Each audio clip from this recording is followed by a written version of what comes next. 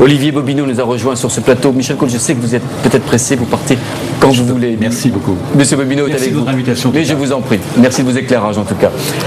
Olivier Bobineau, bonjour, merci d'être avec nous. Comment vous avez écouté ces deux discours étrangement parallèles?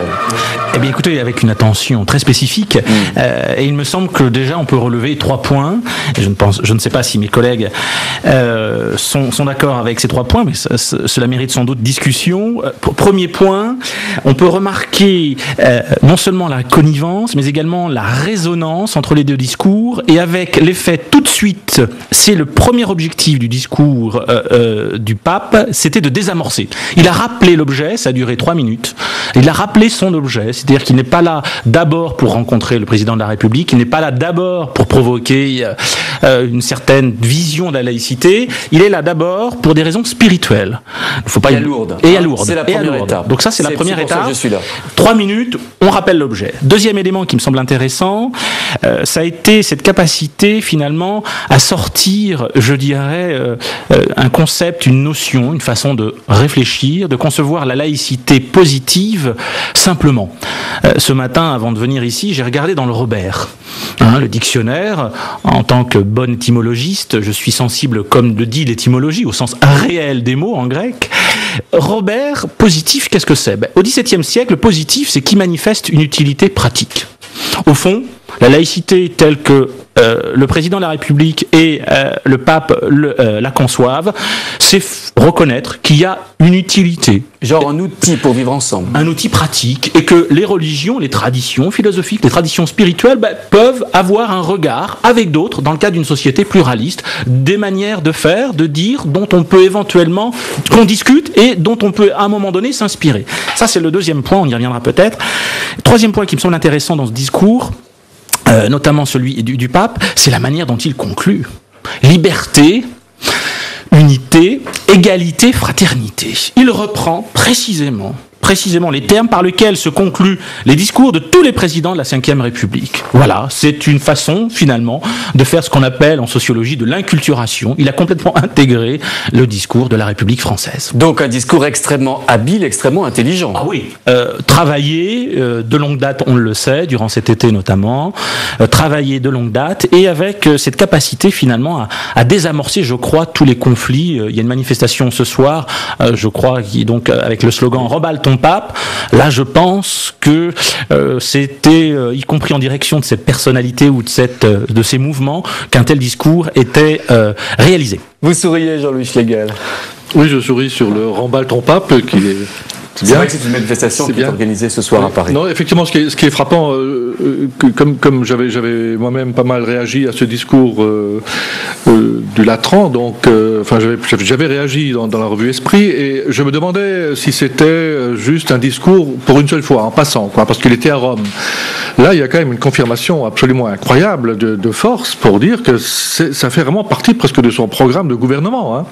Et alors, comme programme de laïcité positive, s'il y en a encore qui se demandent de quoi il s'agit, et ben là, ils seront vraiment servis, parce qu'il a carrément fixé un vrai programme auquel le pape a répondu positivement, c'est le cas de le dire, mais moi j'ai été surtout impressionné, je dois dire, très franchement, par le discours du président, oui, qui était en plus construit, bâti, même avec des propos que je trouve excellents, enfin je n'ai rien à redire. A-t-il dit que nos civilisations se privent des religions? Oui, enfin, il a été extrêmement nuancé, parlant aussi finalement des difficultés de la raison démocratique, que la démocratie aussi risquait aujourd'hui de capoter dans l'émotionnel, dans l'irrationnel.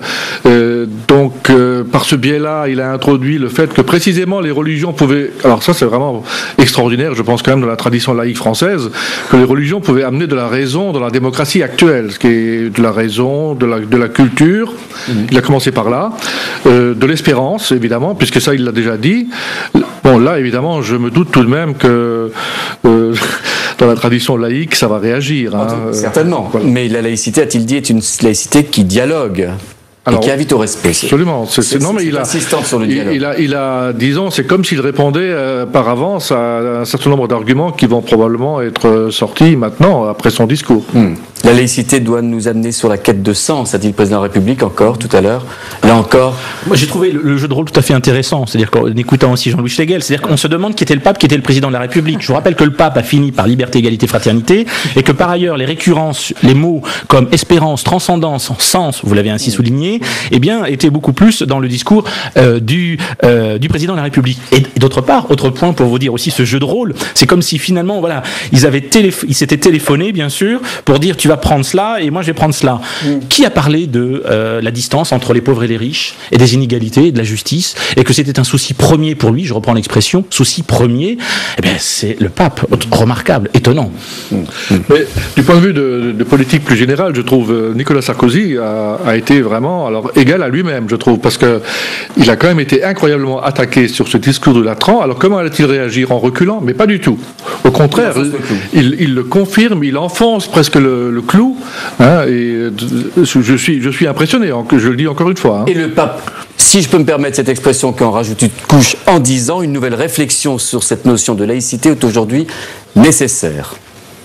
Oui. Qui abonde. Oui, en effet, il a prononcé le mot, hein, il a rappelé quand même, malgré tout, et fortement, le principe de séparation. Principe de séparation, mais tout de même en disant, nous pouvons travailler ensemble, quoi. Enfin, ou disons, l'apport des religions est important. On voit bien que là, il y a une ligne de débat fondamentale maintenant. Hein, c'est séparation, oui, on est tous d'accord. Hein, les religions ne vont plus dicter leurs lois aux politiques, c'est fini ce temps-là. Mais est-ce que pour autant, on va les réduire à leur vie privée ou au privé? Eh bien, la réponse là est très fortement non. Olivier Bobineau, vous avez l'impression qu'on change de philosophie, qu'on change de réflexion sur la société en entendant ce type de paroles du pape et du président de la République aujourd'hui? Écoutez, je ferai état de deux réflexions un peu plus conceptuelles et historiques. La première, c'est que il n'est pas étonnant que, au sein de l'Église catholique, on réfléchisse sur la laïcité, puisque, comme vous le savez, c'est dans l'Évangile de Matthieu, au chapitre 22, qu'il est bien dit, il faut rendre à César ce qui est à César et à Dieu ce qui est à Dieu. Et le pape l'a rappelé tout à l'heure. Et donc il l'a rappelé. Il l'a rappelé à ce titre, et les historiens des idées observent que, dans le cadre justement de l'histoire des idées, cette idée de laïcité, cette idée de distinction, d'autonomie réciproque des sphères du politique et des sphères du religieux, se trouve un fondement en l'occurrence dans l'Évangile. Premier élément. Deuxième élément, il ne faut pas oublier, et là je m'appuie sur la recherche de Paul Ricoeur, le philosophe protestant, personnaliste, qui a contribué à la revue Esprit. Il ne faut pas oublier qu'on est passé à différentes étapes de la laïcité. Au départ, il y a une laïcité d'opposition. C'est-à-dire qu'il faut construire un modèle avec finalement son imaginaire, ses calendriers, ses rythmes et ses valeurs face à l'Église catholique. Une laïcité qui réinventerait sa propre religion. En l'occurrence, et Darmorin parle d'une catho-laïcité. Oui, quand la République se fonde, il faut qu'elle se bâtisse contre l'Église catholique. Elle n'a pas le choix. C'est elle qui contrôle les âmes et les esprits, et notamment l'éducation des jeunes générations. Laïcité d'opposition, donc. Mais il y a un deuxième temps, c'est la laïcité de neutralité. C'est cette idée qu'à un moment donné, il fallait quand même revenir sur ses propres sphères, le politique sur le politique, l'État, après la reconstruction de la Deuxième Guerre mondiale, et les religions, essayer de se débrouiller avec l'explosion spirituelle des années 70. Aujourd'hui, on passe à une troisième étape, me semble-t-il. Ce n'est pas tant une laïcité d'opposition, d'absence de position, c'est une laïcité de proposition, pour reprendre la belle formule de Paul Ricoeur. Laïcité de proposition, ça veut dire qu'à un moment donné, la laïcité, c'est un dispositif sur lequel vont se rencontrer toutes les opinions en refusant, et c'est capital dans la laïcité, dans l'histoire de la laïcité, qu'une opinion domine. Et à l'État, finalement, d'organiser un peu ce dispositif de rencontre, cette laïcité de proposition, cette laïcité où les uns et les autres ont tous des choses à dire. Oui, alors, en même temps, disons, je conçois quand même les difficultés que peuvent soulever ces deux discours, qui sont finalement des discours, pacifiques, hein, et presque de conciliation et de réconciliation.